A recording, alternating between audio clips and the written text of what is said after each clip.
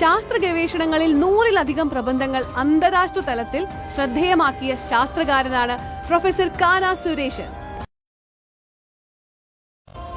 ശാസ്ത്ര ഗവേഷണങ്ങളിൽ 100-ലധികം പ്രബന്ധങ്ങൾ അന്താരാഷ്ട്ര തലത്തിൽ ശ്രദ്ധേയമാക്കിയ ശാസ്ത്രകാരനാണ് പ്രൊഫസർ കാന സുരേഷൻ.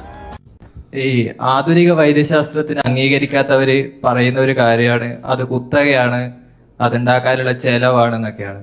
അപ്പൊ ഈ ചെലവ് കുറക്കാൻ എന്തെങ്കിലും കാര്യങ്ങൾ നടക്കുന്നുണ്ടോ, അല്ലെങ്കിൽ യഥാർത്ഥത്തിൽ അത്രയും ചെലവ് വരുന്നുണ്ടോ? ഏകദേശം ഒരു മരുന്ന് വികസിപ്പിക്കാൻ അത്രയും ചെലവ് വരുന്നുണ്ടോ?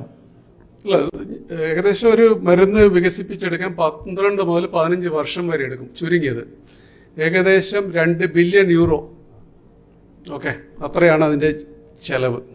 2 billion euro, 2 billion pound, US ഡോളറൊക്കെയാണ്. അപ്പോൾ അത്രയും ഒരു 12,000 മുതൽ 15,000 കോടി രൂപയാണ് ഒരു മരുന്ന് ഇറക്കാൻ വേണ്ടിയിട്ട് ഒരു കമ്പനി ഇറക്കുന്ന ഇത്. അപ്പോൾ വളരെ എക്സ്പെൻസീവ് ആണെന്ന് പറയാം, ടൈം ടേക്കിംഗ് ആണെന്ന് പറയാം. പിന്നെ കമ്പനിക്കാർ ഇത് ഉണ്ടാക്കിയിട്ട് അവർക്ക് ഇത് ജസ്റ്റ് ഇതിന് വേണ്ടി മാത്രമല്ല, അവർക്ക് ലാഭത്തിന് വേണ്ടിയിട്ടാണ്. അത് ആ ഒരു ഫാക്ടർ എന്തായാലും ഉണ്ട്. പക്ഷേ കുത്തകയാണ് മറ്റേ നമ്മളെയൊക്കെ പറയും. ഇപ്പോൾ നമ്മളിപ്പോൾ മറ്റ് ശാഖകളെ വിമർശിക്കുമ്പോൾ നമ്മൾക്ക് പൈസ വരുന്നുണ്ടെന്നൊക്കെ പറയും.